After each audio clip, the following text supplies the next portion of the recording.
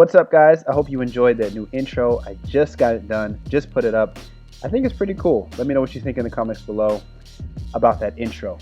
Doesn't really matter because it's going to stay because I've already paid for it. But today, what we're going to go through is my mobility routine. If you remember from the rebuild episode that I did a few back, I think 3 back, this is what I tried to include in the last video, but the software would not let me, so now it's its own video.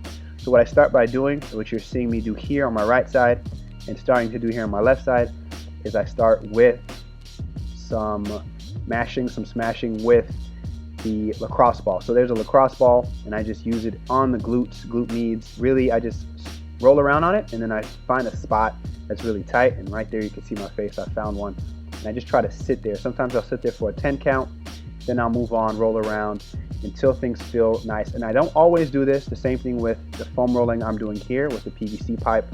I don't always do it, but if things are feeling particularly tight, I'll go ahead and throw that in. And you can do the same, sort of on a case-by-case basis, on a day-by-day basis. You can decide whether you want to do that or not. So here, I'm sort of trying to mobilize my thoracic spine a little bit. So I go down and back, and you can see I'm sort of moving from vertebra to vertebra. This really helps if your upper back is really tight. Doing that will help out a lot. And now here, I am rolling out the side of my legs. Once again, not something I do every time, but something I threw in here because I was feeling particularly tight this day. And I want to show you guys some things you can decide for yourselves whether you want to throw in or not. So doing this on both legs. Then I get into sort of a series that I go through, starting on my back, starting really to mobilize the lumbar spine a little bit and the hips. So I call these lying hip side to sides. I don't know what they're actually named, but these feel really good if you've been sitting all day. I would suggest them lower body, upper body to do those. And then this is sort of like the next stage.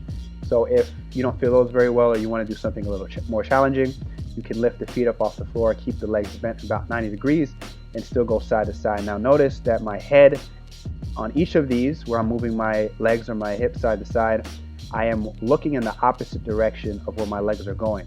So make sure you do that. Even with these, I do the same thing, or at least I try it. Messing up a little bit, I need to tighten up. But you can also extend your legs all the way on those and move your legs side to side. That will be even harder, but I stop with those. Then I do these. They're almost like reverse scorpions. I'm also not sure what these are called. But once again, they feel really good if you've been sitting all day, if things feel tight, and they help you get loose in that lower back area. You might even feel some popping in that back if it is tight. Now here are regular scorpions. Here I'm just reaching for that hand with my heel. That's what I think. And I try to increase the range of motion with each rep and get things going a little faster as things continue as well. And that's really with each of these movements here. I'm trying to get things going a little faster and increase the range of motion a little bit each time. Next, I'll start to get into this position here, sort of an ab stretch, and then get into this position here. I forget what these are called, but it's something that we did in Pilates class a lot. And once again, it just feels good. More of a stretch compared to the other things I do, but definitely feels good, and I throw it in. Then I transition into cat-cow here, getting that chest up, flattening out the feet, then flexing the feet and getting that back to arch. And so each time I'm pushing even harder to get just excessive range of motion.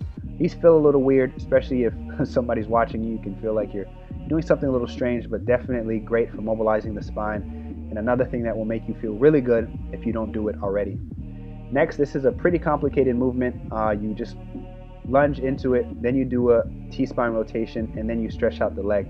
I only recorded around 3 reps here, but you're gonna rotate the arm that's next to the leg that's bent upward. So really sink into that hip when you step down, then rotate, and then stretch out that leg that you bent down on. You should feel that stretch through your hamstring. So these are awesome. They are helping mobilize so many different things, warm up so many different things.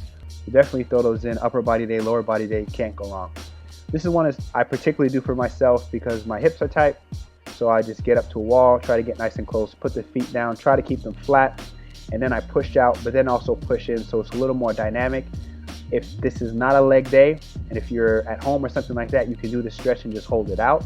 But I like to go in and out, and I find that actually helps me push the legs out even more after I go in. So going both in and out is something that I just did by myself, and it ended up working out really well. It helps open the hips tremendously, especially right before squatting. So these I definitely make sure that I do, and they don't feel good at all, but I need to do them, so I do them. Next here, I start to get the glutes warm, get them activated, so I start with some single leg hip thrust. Now you can do this either with the leg all the way up, or you can bend that leg that's up right now, you can bend it, and that actually makes it a bit easier and less challenging and helps get that contraction in that other leg, because if it is a little too difficult, you'll start to feel it more in the hamstrings and things like that, and you really want to get those glutes firing. So now I tend to bend that leg, and that feels really good, and I do like 6 to 8 reps of these as well. Then I'll get a band and I'll wrap it up against the dumbbell rack or a squat rack or something like that, and I'll do these hip extensions. Now these look real strange, like these, you're not going to look cool doing these. You might get some sideways looks, but these really help warm up the glutes. You're just attaching that band, grabbing it, pulling it through your legs, and then extending hard. So all of this movement should be initiated by the hips, pure hip extension if you can, and really squeezing the glutes when you get to that top portion. And I just keep going with these until I feel it. So that's usually around 12 to 15, I believe, maybe 10 to 15. Once I really feel those glutes firing, then I'm done and I'll move on to the next thing.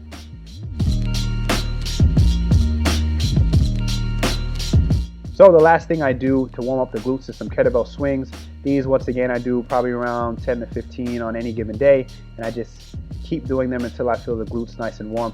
Now I'm initiating the movement with that hip flexion and then extension, and so all of the power that's swinging that dumbbell up is from the hips extending. I'm not doing anything with my shoulders to lift it up, purely the hips, purely the glutes.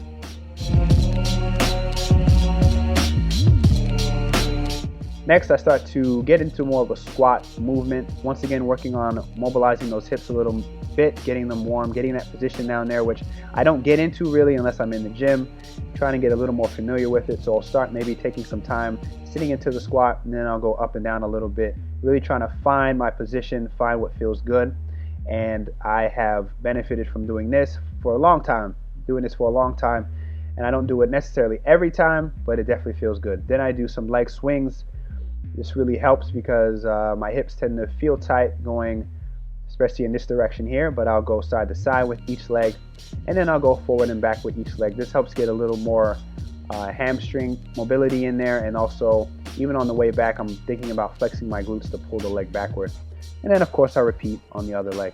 So that is it. That is going to conclude the mobility video. I hope you've drawn something from it. Throw in whatever pieces you deem necessary. Mobility is something kind of that certain aspects you can draw from other places and figure out what you need and what works best for you. So thanks for watching the video. I hope you enjoyed it. If you did, give it a like, comment, subscribe, all of that stuff, and I'll see you guys in the next video.